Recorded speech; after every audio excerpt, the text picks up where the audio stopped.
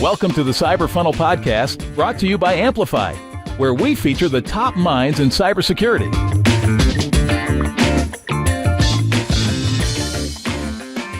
Welcome to the Cyber Funnel Podcast, where we're lifting up the people behind the brands across the cybersecurity industry. I'm your host, Thorne Compton, and some of my great past conversations include longtime CMO and former multiple companies, Melissa Goldberger, and Red Seal Senior Digital Marketing Manager, Renee Haas. Today, I have the pleasure to welcome Oversight Product Marketing Leader, Thereasa Roy, into the Cyber Funnel. How are you today, Thereasa? I'm well. How are you, Thorne? Thanks for having me.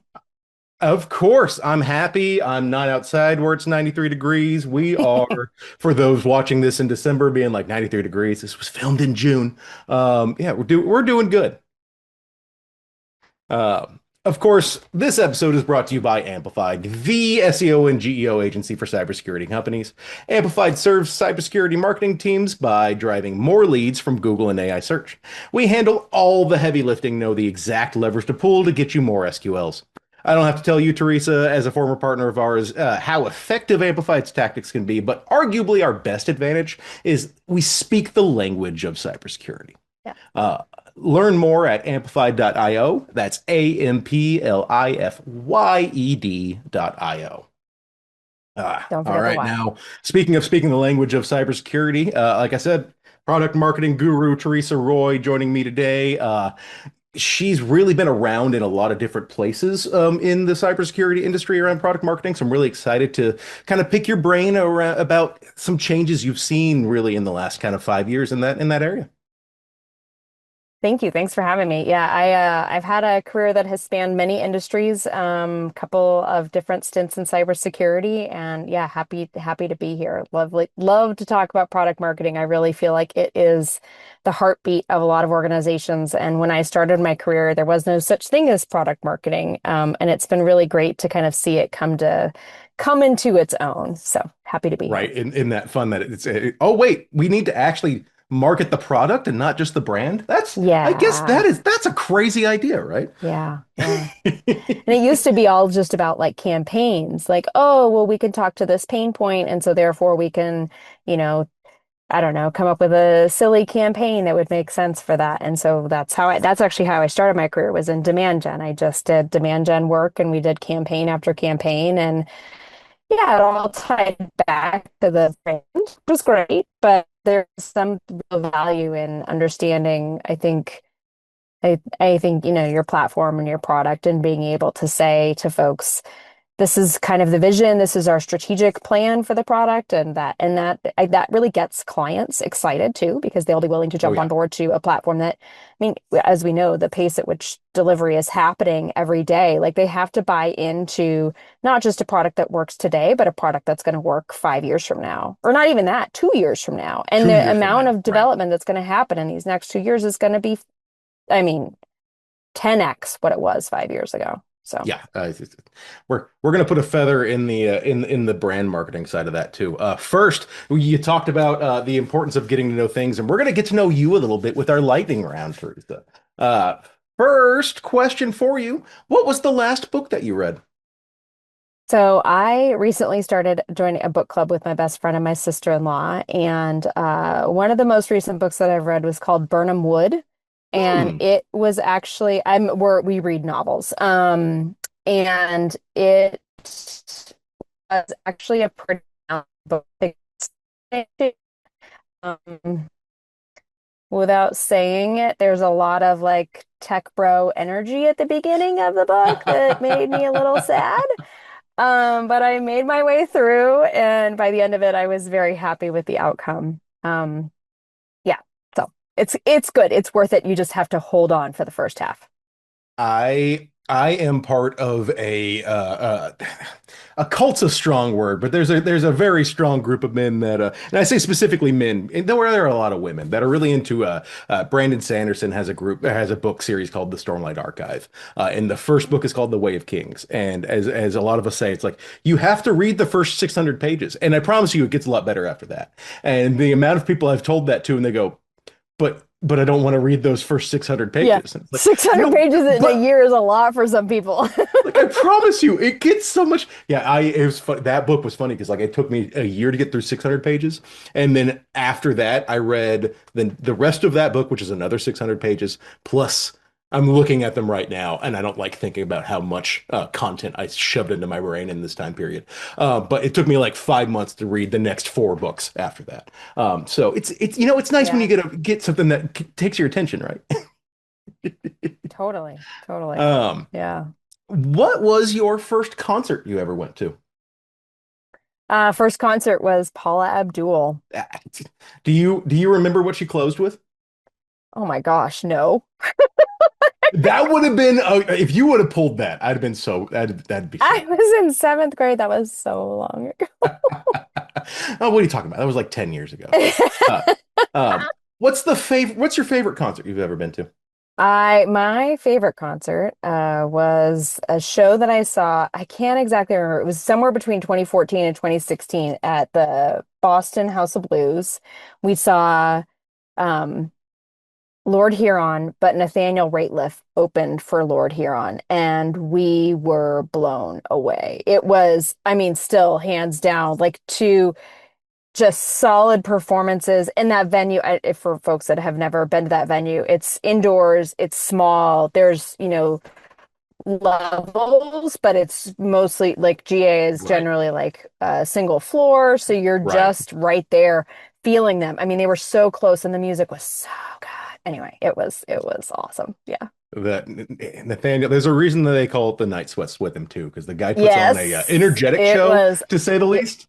Yeah, yes, it was very fun. Very, very fun. Yeah. I Happy. I love would it. love Love it you. if they went and toured again. My dream tour would be Me Nathaniel too. Rateliff, Lord Huron, and Kings of Leon. I And think Kings that of would Leon would be, be, and if they all oh, played at Red Rocks, I would be like, yes. Okay.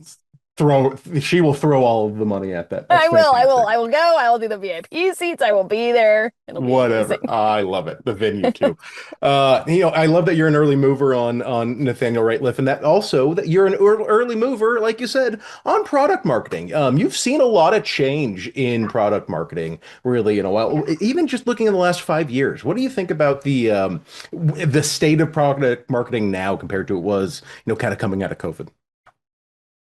I joke that we have a more problem and not in a good way because we are as we I feel like product marketers as heartbeats of organizations. We've always been kind of like the hub, right? We've got sales enablement as a responsibility. We have to talk to product leaders about what's coming down the roadmap. We have to talk to CS to get feedback about what's going to work and working that into the roadmap. We have to talk to sales to and make sure that they know and to get their feedback about the roadmap. We have to talk to fellow marketers about, hey, we've got this new launch. How can we work it into existing campaigns or events or Right. PR or whatever it is? And then also, a lot of us are lucky, maybe that's the word, enough to get Okay. access to leadership.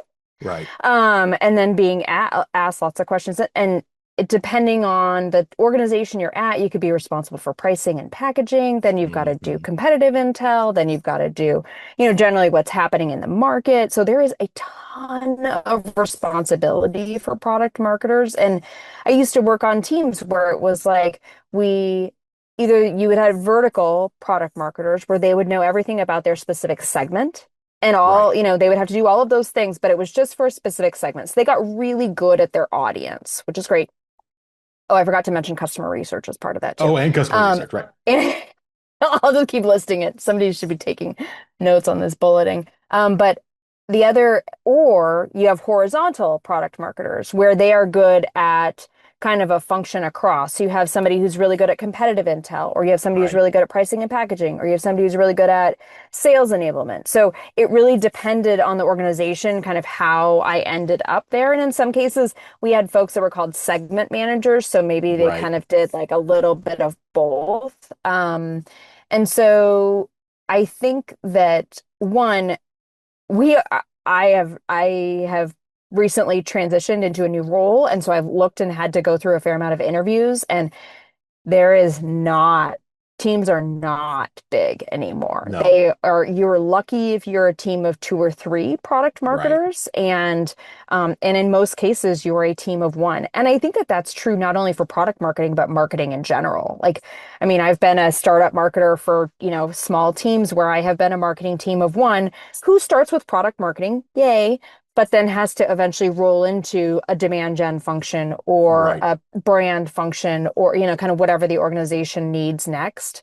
Um, and so I think in general, like we're just being asked to do more with less. And as everybody probably has, have adopted a fair amount of agents and Yeah. AI tools to be able to do this. I think back in the day, you could solve the competitive intel thing with tools like Hmm. Clue or there was other ones, can't remember the names of them. But anyway, and Right. you could outsource like, your SEO or your AEO work to other teams that kind of had expertise.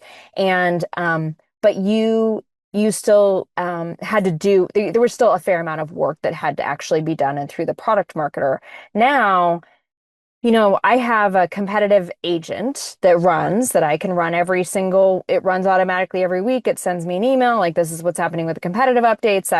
I can filter through that and then send it out to sales to be like, hey, this is what we're That's hearing, what we're seeing. which is Right. great, but it doesn't catch everything. And that's the trade-off is that we are giving up deep knowledge and Yeah. expertise, and we Right. are having to solve, and we are just solving for like, a 2-inch layer of like coverage.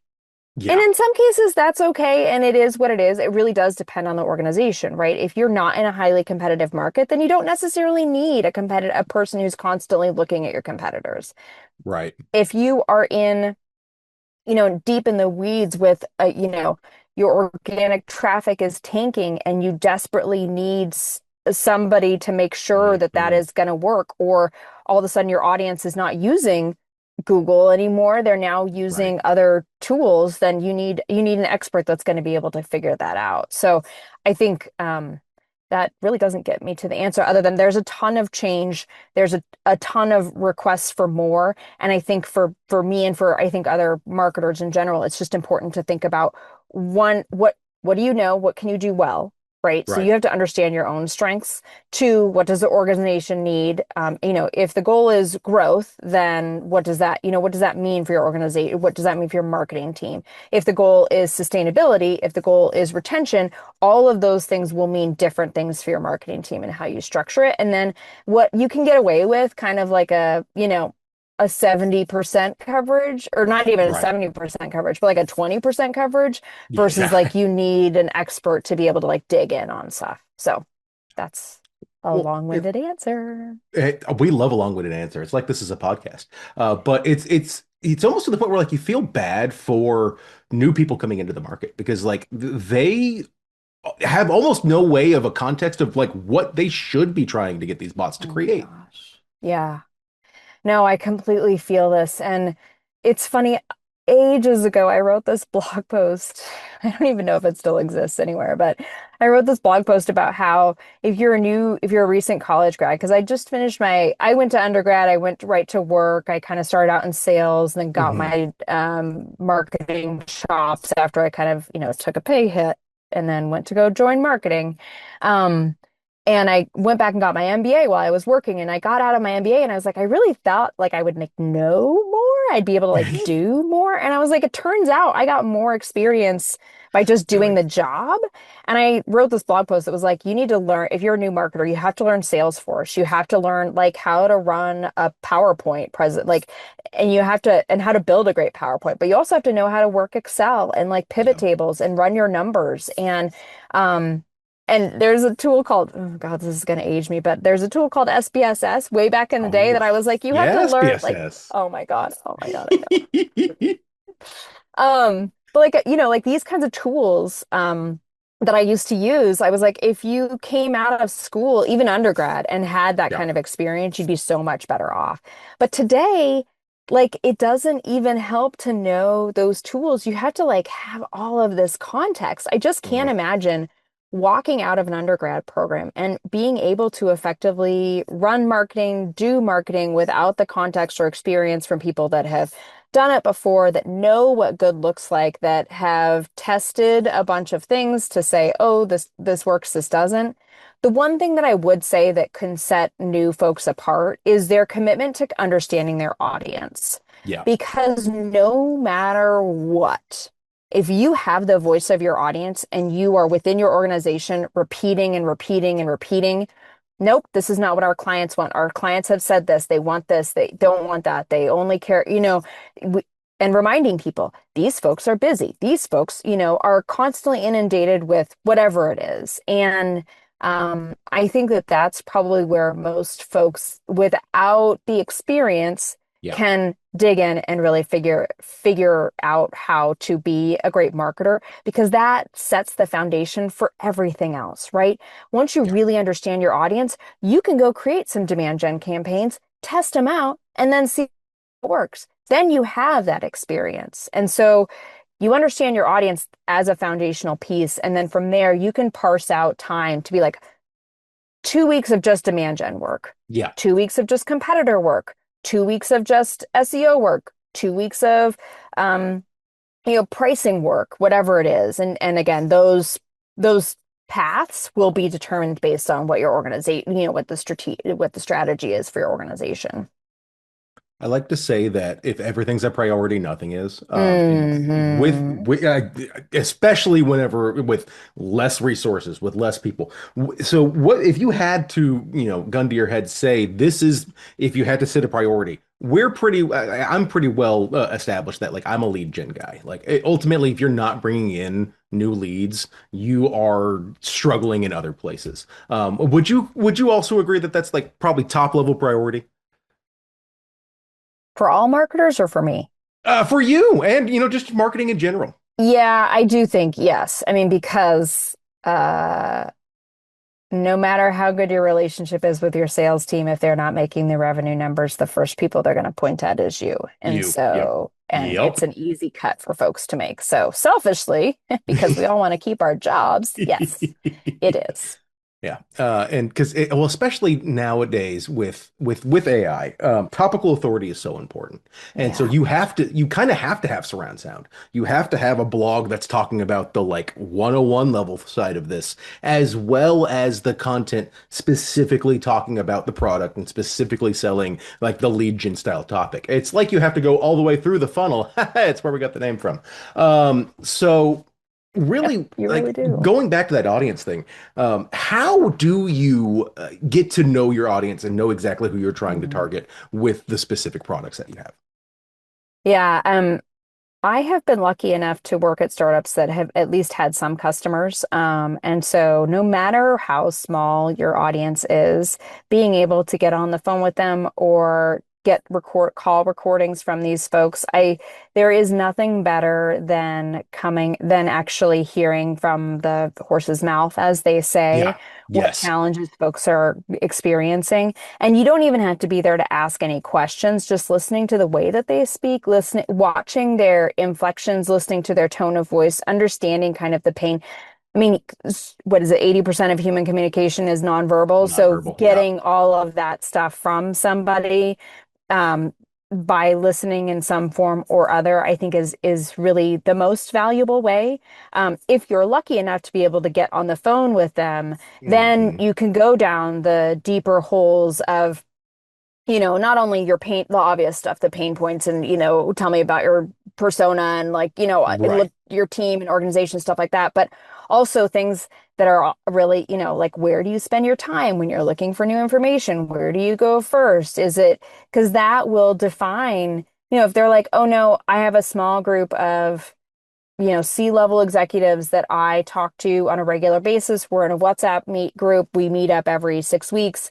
That's different. Like that's not, okay, so how do you get into those folks? Or hey, I belong to this, I don't know, executive level marketing community and they do sponsored events across the country. And so I will attend those virtually or in person. Okay, well, that as a marketer, if you're trying to break into those folks, that's going to change your strategy. You're going to do more event-based marketing versus, a bunch of paid ads that these people are like, yeah, no, I'm never on LinkedIn because it's a cesspool. Okay, cool. Yeah. I'm not going to bother my time with LinkedIn. So Right. I start with kind of whatever information you can get. The other thing I would just say too is when you're listening, however you're listening, pay attention to not only the nonverbal communication, but the words that people use, because you should be using those exact same words in every part of your output, right? It should be in your keywords, it should be in your content, it should be in your ads, because you need to be able to speak their language. So. Yeah. It's one of the fun things about the advent of AI and the advent of being able to actually chat with AI is there's a lot of great ways to be able to reverse engineer and say, hey, how is your audience specifically talking with AI? And being able to get Yes. that words, creating FAQs, answering the questions they're asking. It's like on the same side, communication between silos sometimes is like a weird thing that doesn't happen. And I've always noticed that the most effective cybersecurity marketing teams are the ones that they're not fully siloed. It's the sales team is in communication with the marketing team, is in Yeah. communications with the ads team, is in communication with it's when everyone's kind of moving in lockstep. You're going to move faster than if you have a bunch of different silos kind of trying to accomplish generally the same goal, you know? Yeah. And that's why I feel like product marketing is so valuable because we really do we act as that hub that sits in between all these spokes, some and even to like, there's some animosity between marketing and sales folks sometimes Yeah. about they don't understand my lane and my job is really hard on both sides. And so being able to kind of bring it to a somewhat neutral party to be able to say, this is what I'm seeing, this is what I'm hearing, this is why we're doing it this way, and then receive that feedback. I joke about the fact that sometimes we become as neutral as an agent or your AI tool because Right. we Yeah. have to be because we represent the connection between all of these folks and we have to listen to what they're saying when they come back because it no matter what it takes a lot of energy, effort, and I think sometimes a little bit of bravery for people Yeah. to provide feedback. And so no matter if you've gone through the effort of providing the feedback to somebody, like a salesperson says to me, Teresa, the ad copy is horrible, and here's the 7 reasons why. Thank you. Thank you for reading my stuff. Thank you. Okay. Nobody reads anything these days. I'm so grateful that you bothered to read it. And I know that you're bringing me some ideas that are based in your level of experience. And, you've been here longer than I have. You've been here as long as I have. You have some contact. You've done that job before that we're trying to, attract, like whatever it is we have to be open to that kind of feedback and not get too precious about the things that we create because we're not curing cancer. I before moving into SEO, I was a journalist, and at my last job, Of course you were. I know, and so I was an editor actually. And my favorite thing I used to have is whenever I used to have a bottle of Irish whiskey that's called Writer's Tears, and I would keep it in my desk. I never would drink it. It was there. It was a rainy day thing, but it was really there for if anybody ever came up to me with like an issue with like an editing I ever had, I just pull it out and be like, you can add more to this if you really need to. So you know. On a different note, so product, but how important specifically right now is brand and like building brand in the digital space? Yeah. Um, right now, where I am, we're in the middle of a category creation, which is no joke. No, And yeah, and that is, I think it's second to brand in terms of level of effort. it's still But there. Yeah. yeah, and I think that back to your question, I think that brand and or category, like whatever it is, whatever you're trying to build, I think that it's obviously very important because your brand represents kind of anything else that somebody is going to hear. And if they have a positive experience with it, great. If they have a negative experience with it, then anything else is going to be like right through their ears. They aren't even going to hear it or read it or whatever. I think the thing that people underestimate or they think is that brand is only related to marketing. Yeah. And brand is not. Brand is your entire company. It is anything that people touch. It is people going to a Sunday barbecue to tell their friends who they work for and if they're happy. So I think people think that brand is just like, oh yeah, the colors and the pictures and the font and the, and the name or the logo. That is not at all it. And when you are embarking on a rebrand, I've done brand refreshes, I've done Yeah. rebrands, I am in the middle of a category creation. I think one, patience Yeah. patience and Yes. expectation setting from the entire organization, but mostly from your ELT, who's, if you're embarking on this path, it is at least a 2-year journey. 6 months just to get the new stuff out the door, but then 18 months of just educating and reinforcing. And, we don't use that tagline anymore. Sorry, we need to change it. Gotta change Hey, that. this is a new Right. category. It's going to adjust everything. I mean, it's all the sell sheets, all the web copy, all the blog posts, everything, all the sales training, all the CS, like how the CS team talks to their client, everything is going to Everything. change. And I Yeah. think people underestimate how heavy that lift is after the hmm launch of the new brand. Yeah. I mean, there's literally an entire movie made about how Nike actually turned their brand into something that I just mattered. watched that the other night. It's a So good. great movie, and Yeah. yeah, like, they had to take risks and they had to be Yes. patient with it. With Okay, can we talk about this? I know this was not on the agenda, Go but for it. I'm here for it. let's talk about risk taking in brands for cybersecurity. I think I mean, I am probably not, I know I'm not alone, but there are so many obviously normal, Just boring, boring. so boring hmm brands in Same thing over cybersecurity. and over. And they say the same thing. And I think that that's occurring across all of software, like all of Everywhere. Yeah. SaaS, All etc. SaaS. AI powered. I just was at a Agentic. Yeah. Gartner's. Oh my gosh. I was just at a Gartner CFO conference and it was every booth. AI powered, AI agentic, blah, blah, powered. Yeah. blah, workflows, Ugh. blah, blah, blah. So I think that, especially in really crowded categories like cyber, the one of the ways that you can really stand out is by coming up with a brand that is has some personality, right? Yeah. Is is funny, is irreverent, is whatever it is insanely polite and like a British butler or something, but you Yeah. need to have a personality behind your brand in order to stand out. And I think that's something else that people don't. I think you end up with, 17 chefs in the kitchen and it gets boiled down hmm to broth that tastes like nothing. Okay. So it's just not, and I think that people and I think leaders are scared. I get Yeah. it. You're VC funded and the board has things to say about the brand, and you have to be really strong in your opinion of that, or you have to hire somebody, a marketer that you trust implicitly.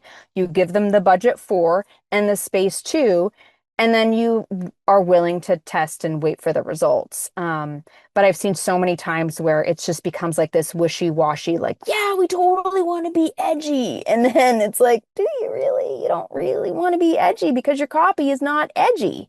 It's Yeah. saying the same thing. And so But I it's think got a that, splash on it. yeah, it's got a Yeah. different color, red. Right. No. Okay. So Actually say I, something different. yeah, yeah, yeah. I That's completely all. agree with you, Teresa. Hey, Mhm. this has been fantastic. I have one more question for you, but before I get into that, I want to point everybody to y'all's website, oversight.com, and it is Thank you. oversight.com. It's changed from Oversight Correct. Systems. Fantastic.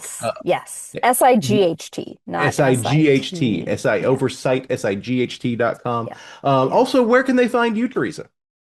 I am on LinkedIn, slash in slash Thereasa Roy, but if you know me, you know I love extra vowels, so it's ThereasaRoy. So that's it. Fabulous. And my final question for you is, you've mentioned a couple times you've been really blessed to be with a lot of great teams. Who are some mentors, some people that you've had in the past that have kind of helped you get to where Mm, you are today? yeah. I learned my love for customer feedback working for Ned Dwyer, who's actually at a customer research platform company. And he was fantastic about kind of understanding the value of it and kind of allowing me to perpetuate that throughout all of our marketing comms. Some of my favorite marketing, like CMO leaders, I'm really lucky to work for one right now, Jeffrey Chancellor. And I've worked for another one named Scott Ablin. He is actually now he's like an executive coach who is Fabulous. fantastic. Yeah. And comes with all that marketing expertise. So, yeah, it's I have been really lucky. I know some amazing product marketers. I've worked with amazing sales enablement folks. Some of my favorite product marketers, Shane Ernst, who's at Camunda right now. My favorite sales enablement woman is named Jillian Marino, and she was at I think she's still at Pub Club. So lots of Jillian and I joke that we used to be called peanut butter and jelly because we just perfect little mix.